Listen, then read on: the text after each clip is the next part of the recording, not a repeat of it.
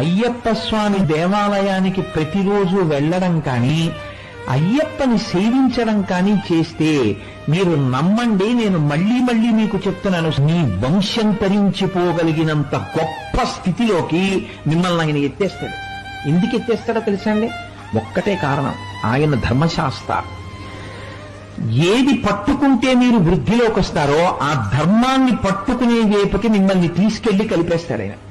అందుకే ఆయన ఎక్కడ ఉంటారో, ఎవరు ఆయన దేవాలయానికి వెడతారో వాళ్ళు ధార్మికులై బ్రతకడం వాళ్ళకి అలవాటవుతుంది.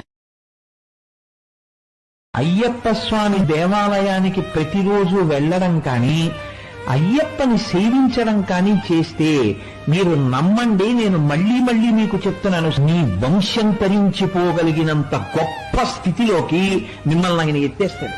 ఎందుకు ఎత్తేస్తాడో తెలుసా అండి? ఒక్కటే కారణం, ఆయన ధర్మశాస్త్ర. ఏది పట్టుకుంటే మీరు వృద్ధిలో